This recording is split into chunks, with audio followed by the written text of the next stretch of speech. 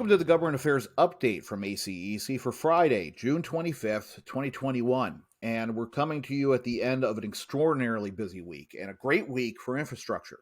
Yesterday, the announcement was made that at the White House that a bipartisan agreement among Senate leaders has been reached on an infrastructure proposal, the framework for an infrastructure proposal.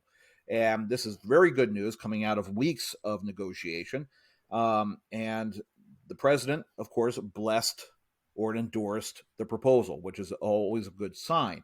And we also have some action coming in the House in the next couple of days that we want to talk about. So really a lot of things happening. Steve Hall is joining us, as always, to kind of go over the specifics on what's going on. Steve, welcome back to the program. Great to be here, Jeff. This has been a really good week, and it's positive for infrastructure and the engineering industry. What kind of give a snapshot of exactly what we're looking at here, because it's a lot to take in. It is, Jeff, but it's really huge, and it's.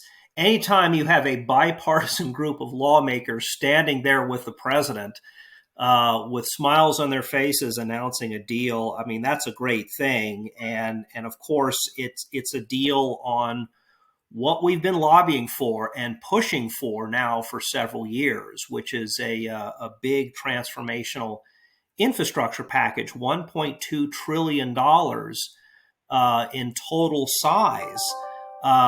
That includes, not only what we're spending now over the next 8 years, but it envisions an additional almost $580 billion in new spending. So it's a framework. It is an outline of a deal that will get bipartisan support in the Senate. They need to fill in some blanks and some detail as to what the actual legislative language is going to look like, but this is a great thing, and it's an opportunity, like I said, that we've been waiting for quite some time. Yeah, the numbers are historic. I mean, if you look at what is current law in the FAST Act and the money that was actually set towards surface transportation, highways, roads, airports, transit systems, and you look at what this represents in new spending, it's a significant jump. And then you tie that to what's happening in the House and the Senate right now on the individual authorization packages, and you look at the whole package and you look and you say, my God, we're looking at such a significant increase in what could be going towards the built environment that it's almost a paradigm shift in what we've been thinking about in terms of what infrastructure investment could look like. The impact on the industry could be, generational, I would say, just the amount of money over time and the investment that it could spur. This is really a landmark opportunity. And the timing couldn't be perfect, Jeff, more perfect, because, you alluded to this. I mean, the House and Senate are making progress on new surface transportation programs to replace the FAST Act and some significant increases in investment in water infrastructure, drinking water and wastewater, and replacing, lead service lines and dealing with PFAS. And, the House is going to vote on a massive package next week totaling over $700 billion. That is a combination of a new surface transportation program, which by itself is about $550 billion. And the balance is water and wastewater. And they're combining it together. And we have similar legislation that has either cleared the Senate or is moving in the Senate that, would provide that detail, that substance to fill out this framework if the leadership in the House and the Senate and the White House choose to go that route. And that would be a logical thing to do. So the fact that they've kind of come to an agreement on this top line goal and the substance of what it includes in very broad terms, and the fact that again, Congress is making so much progress on detailed initiatives that could easily be integrated into this. Again, the timing is good. The House has indicated that they want to see the Senate act first.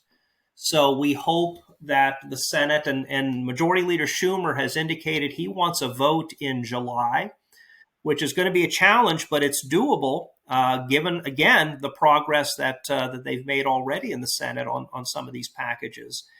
And so, it's conceivable that having all of this done by September 30, which is a critical deadline, as many folks know, in the surface transportation context, because that's when the current extension of the FAST Act expires.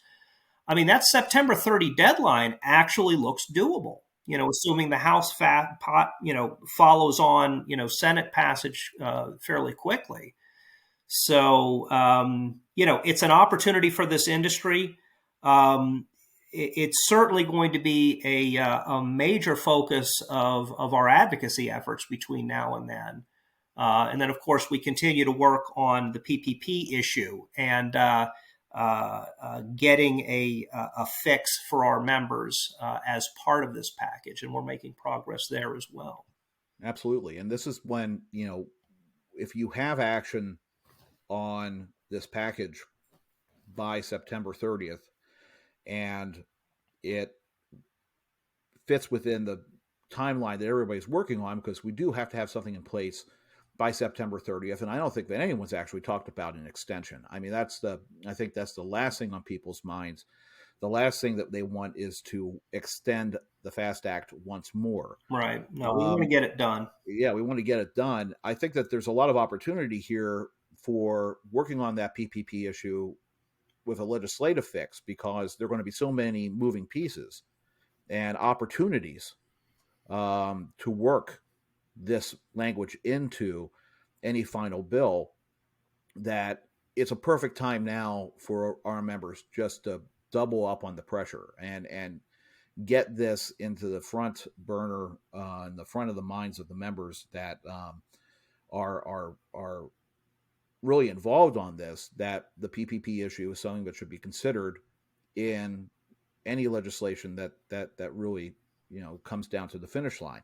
So this is great news. Momentum is with us, but on this one issue, the FAR Credits Clause, it is go time for our members to really start, continuing the getting loud on this issue in front of their members of Congress, because I think as one thing that our board chair, Robin Grieveling, mentioned, is that she had a conversation. I think, Steve, you were involved with that with a member of the state house, I believe, in Massachusetts, and had the conversation about this issue. And by the end of the meeting, that member understood what the problem was. Yeah, that was Congresswoman Catherine Clark of Massachusetts. Okay. Yeah. And no, that was a good discussion. Matt Reifer on my team was actually there with them to talk about that.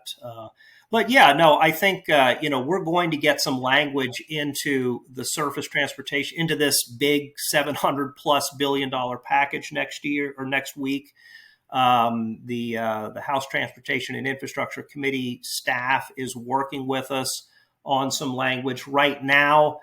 It's not the complete fix that we really want. It's can best be described as a partial fix. It is a step forward, but we continue to be, using every lever we possibly can to improve upon this. And so we're going to work this and get as much and the best deal we can in the context of this legislation.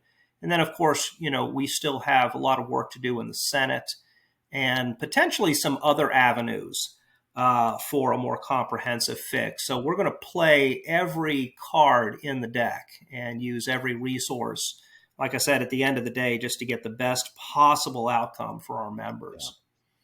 Yeah, absolutely. And, we've been talking about a lot of big numbers both in what the House and the Senate are working on their own reauthorization packages, and then, of course, the bipartisan agreement that came out yesterday. And, the question is, okay, what does this boil down to for impact on the industry? And coincidentally, we took the forecast that really came out of the ACEC Research Institute that looked at a 5-year prognosis for AE sector activity. And we thought, okay, well, how does that rack up against all the proposals that are out there? And we started this not too long ago. We looked at the Republican alternative to the jobs plan. We looked at the jobs plan itself, and then this bipartisan alternative. And just looking at what was agreed upon yesterday and what that would translate for our industry, the numbers are significant. And what we found was that this bipartisan proposal would yield more than 82,000 full and part-time jobs in engineering and design services, generate $62 billion in AE industry activity wages, and $75 billion in GDP. And it would overall, over the lifespan of the bill, it would lead to a 6% average increase in engineering and design services sector activity, and push annual output really from an estimated 2021 level, $352 billion to $416 billion by 2026.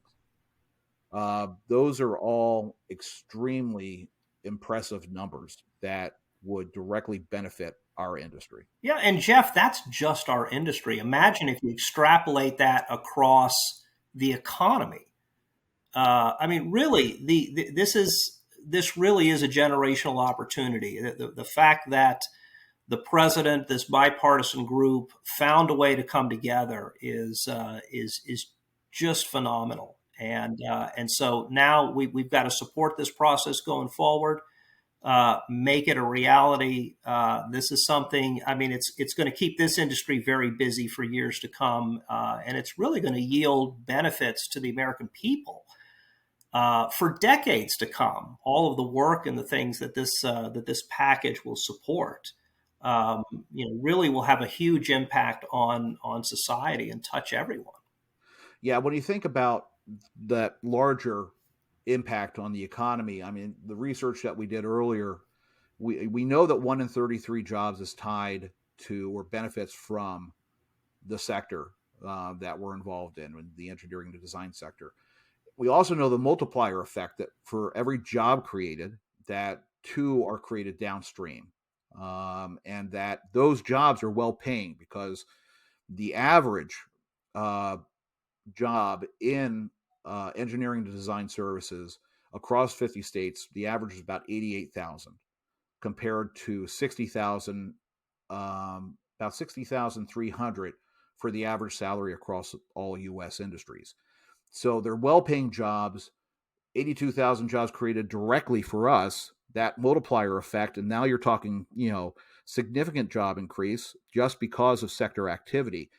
Anyone out there listening in Washington who thinks that investing in infrastructure doesn't convert into actual growth in the economy, the numbers disprove that. You invest, you grow, both GDP, jobs, everything. So this is a monumental opportunity, not just for engineering, but for the economy as a whole. A lot happening, and a lot happening in Washington. We're going to stay on top of it. Steve, I know you have a busy afternoon planned. I appreciate you taking the time. We'll have you on again very soon to talk about this, but thanks for being on. Thanks, Jeff. And again, this has been your Government Affairs Update for June 25th, 2021. We'll see you next time.